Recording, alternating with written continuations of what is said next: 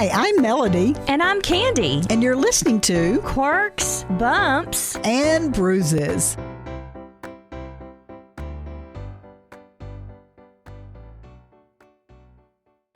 We have with us this morning, we are so excited about this, Dr. Gary Chapman. And I know when you hear that name, I know what you think of. What do you think of, Candi? The love man? Can I say that? The 5 love languages. Absolutely. Right. And we know, Dr. Chapman, you are multi-talented, an author, a speaker, a counselor, and I believe until just recently on staff at Calvary Baptist Church in Winston-Salem, where we broadcast from. And I have to ask you first, before we get into the love languages, I think you're kind of officially retired, but are you really? Well, I am officially retired, but the church asked me what they could do for me. I said, let me keep an office at the church and give me my assistant. And they said, we'll do both of them. So I'm in the office every day doing what I was doing.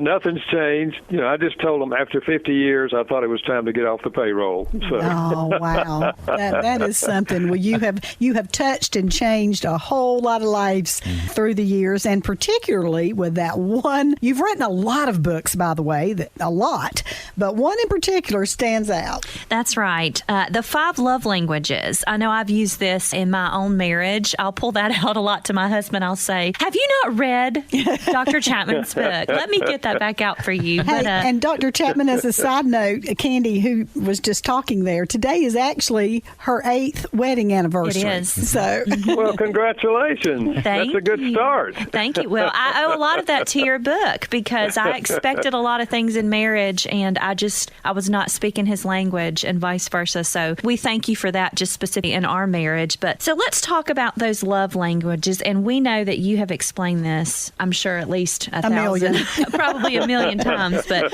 for those maybe listening who have not heard of those love languages, there are 5 of them. Could we maybe just explain some of those words of affirmation? Would you explain that to us? Sure. And I never tire of speaking about the love languages because I know they can change marriages. So, words of affirmation is simply communicating to them things about them that you genuinely appreciate. You know, honey, you look nice in that outfit. You know, I really appreciate all that you do for me. You know, one of the things I like about you, it's just looking for things that you can genuinely affirm. I had a lady some time ago said to me, she said, Gary, she said, I know it would be good if I could give my husband some positive words. She said, but to be honest with you, I can't think of anything good to say about the man. And I said, well, does he ever take a shower? And she said, well, yes. I said, how often? She said, every day. I said, if I were you, I'd start there. He said, she's taking a shower, honey. I said, listen, there are men who don't. You know? Right. True. Oh, that's great. So that's words of affirmation. What about quality time? Quality time is giving the other person your undivided attention. I do not mean sitting on the couch watching television.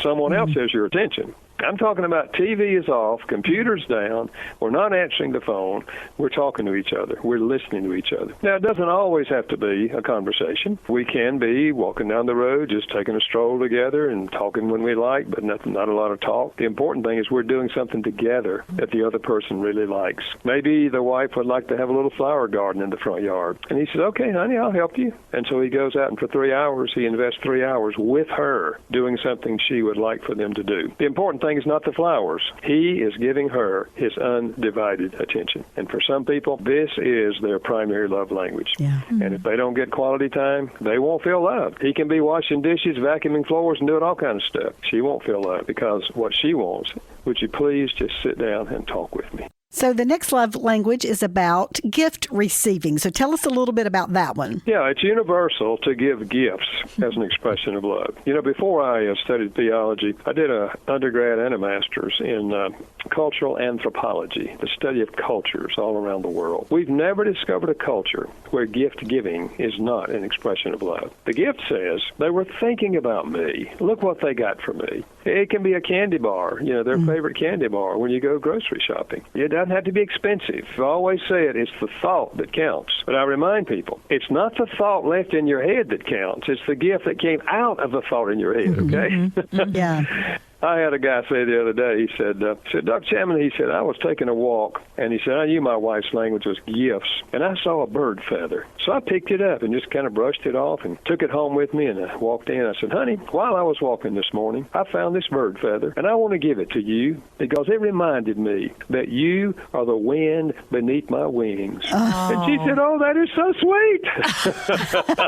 And that was free right there. It didn't cost him a penny, you know.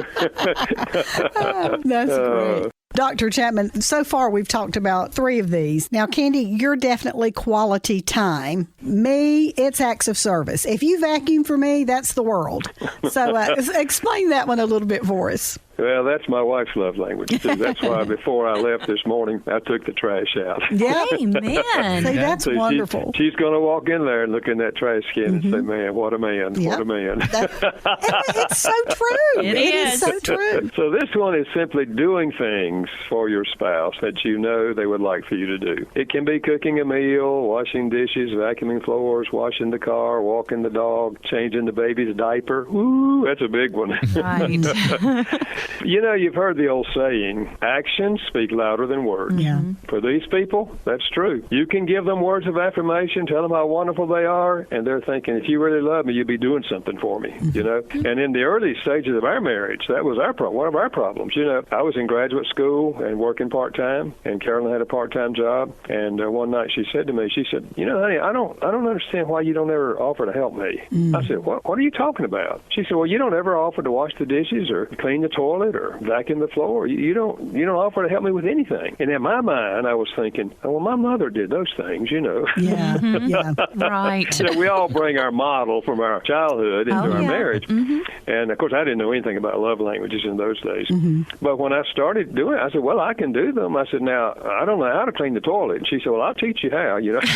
Oh, yeah. Happy to. That's so funny. But when I started doing those things, she started giving me affirming words. And I didn't realize it, but that turned out that was my love language. Yeah. So now she was affirming me, you know. So, yeah, acts of service. For some people, this is their love language. You know, and for me, the acts of service is the one part of it, but I lead a really busy schedule. So when I come home from work and the vacuuming has been done or the dishwasher has been emptied or the toilet cleaned, and I did not have to ask. Oh, yeah. That right. to me is just it for me. So definitely acts of service. And then lastly, physical touch, Dr. Chapman. Physical touch. You know, we've long known the emotional power of physical touch. That's why we pick up babies, hold them, kiss them, cuddle them. Long before the baby understands the meaning of the word love, the baby feels love. Now, in a marriage, that's such things as holding hands and hugging each other, kissing, the whole arm around the shoulder, driving down the road, you just put your hand over on their leg, sitting around the house, and they walk by and you trip them. I'm kidding. Don't trip your spouse. Have you been in my house? But for these people, it's those affirming touches that communicate to them you really genuinely love them.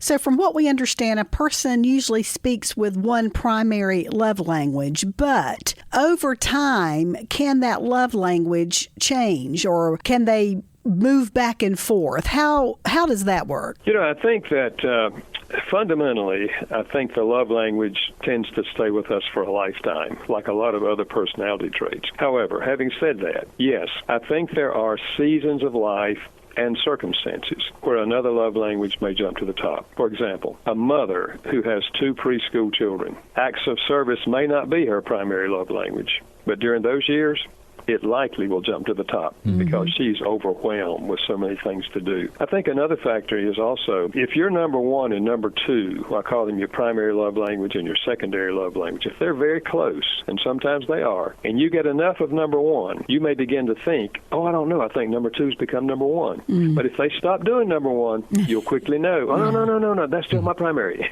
Yeah, don't stop. And then circumstances, like, for example, if your spouse gets a phone call that an extended member of their family has died. Physical touch may not be their language, but chances are, if you just put your arms around them and hold them and let them cry in your arms, that is the most powerful thing you can do at that moment. So, you know, I think there's circumstances and there's stages of life when the love language may change, yes. You know, all this makes such sense. Just so common sense type talk. It's so hard for so many. It's just so hard. It is, because by nature, if we don't know anything about love languages, we will speak to our spouse what makes us feel loved. That's why in the early days of my marriage, for example, in the early months, I would give my wife positive words. I'd tell her how nice she looked, how much I appreciated the meal she fixed. I'd give her positive words. I was loving her in the way I wanted to be loved. Mm. But the fact is, we miss each other. And then here's the other factor. If their primary love language is your number 5, the one that means the least to you, there's a learning curve. Mm. I remember, for example, the man who said to me, he said, Gary, he said, my wife's love language is words of affirmation. We read your book, we took the quiz, and that's her love language. He said, I never received words growing up. And he said, I don't know how to speak them. Mm. He said, I don't know what to say. And I said, well, okay, you are where you are. But now listen to me. Tell me 3 things that you feel like your wife does a good job or whatever. He said, she's a good cook, and she's a good school teacher, and she's a good mother. I said, okay. I wrote a sentence or 2 on each one of those, just wrote it on a sheet of paper, like on the cooking. Honey, I haven't told you this, but I really appreciate all the good meals you fix for us. I just wrote out a couple sentences. I said, now, here's your assignment. You go home this week. You stand in front of a mirror in a room by yourself, and you read these 3 sentences or these 3 things out loud to yourself twice a day. So you hear yourself actually saying these words. He said, well, okay. So he did. He came back. I said, okay, now can you say them without looking at the paper? And he did. He stumbled a little bit, but he did. I said, now here's your assignment. Over the next 3 weeks, each week you give her one of these 3.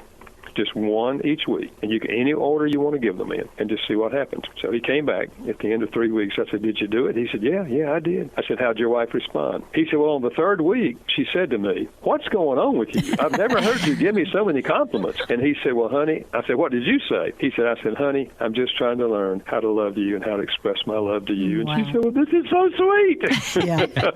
And that right there, to me, would mean even more than the actual words of affirmation, that you are trying, you are taking the time to actually be better and do better to help our marriage. So that's great. Yeah. So a lot of it is just the will to do better. Yeah. And the good news is you can learn to speak any one of these languages as an adult, even if you didn't receive them growing up. You learn them, you realize how important they are, you can learn to speak them. Yes.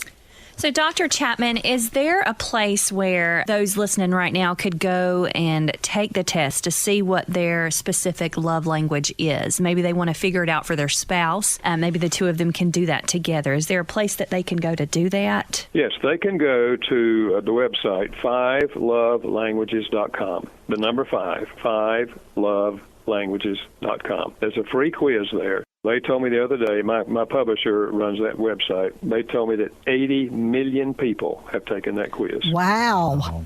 So husband take the quiz, wife take the quiz. It'll tell you your primary love language, your secondary love language, and then how the others fall in line under that. Well, Dr. Chapman, you've made the divorce rate go down. Well, I hear people tell me every week when I do marriage seminars around the country, 15 a year on Saturday, and even last week I was in Oklahoma City. Every week I have people say to me, that book saved our marriage. You see, one of our deepest needs is the need to feel loved. By the significant people in our lives. And if you're married, the person you would most like to love you is your spouse. Yeah. And when you learn each other's language, you start speaking it, what I call the love tank fills up, and you're really secure in each other's marriage. And you can solve all the differences you have, all the conflicts and those things. You can solve all those things much better when that need for love is met. And I think that's why so many people have been helped by that book. My husband and I, we did a video. You did like a video love language for churches that you could do. And my husband and I did that, and the love tank filling up and all that. And I remember a good long time after that, I would go, the love tank needs some gasoline.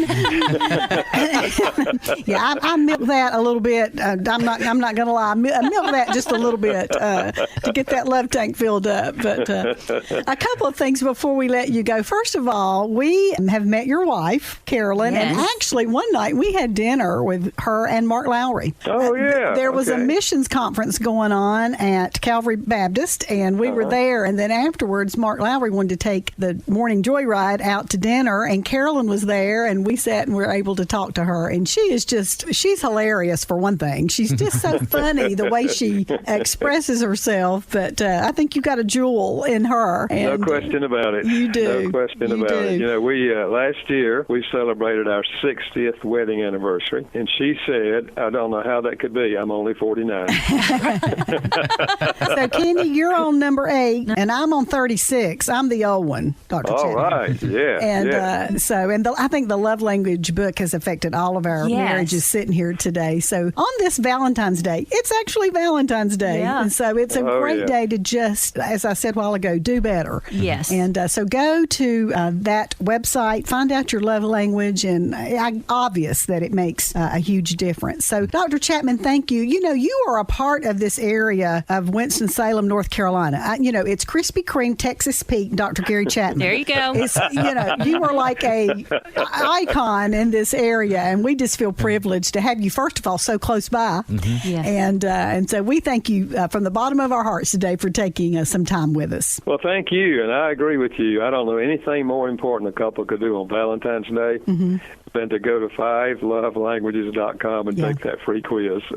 This could be the beginning of a whole new phase of your life. Thanks for chatting with me this morning. Good luck in your retirement. Enjoy. Thank you. Yes. Thank you.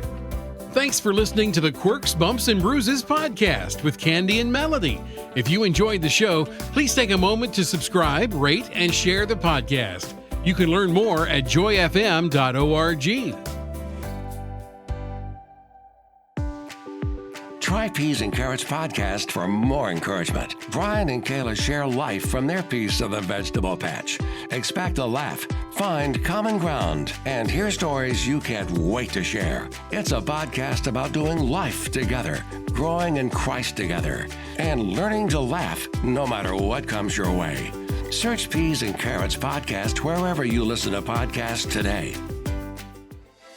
Get quick encouragement on the go with your encouraging 5-minute podcast. It's a weekly dose of encouragement to start your week off right.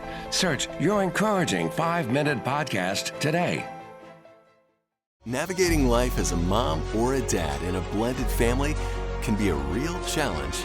But working together with God's help, there are strategies that work and ideas to cope. Blended is a podcast hosted by dad and pastor Derek Withrow, designed as real help for the 40% of families with kids from a previous marriage. Make it your next download on Apple, Google, or wherever you listen.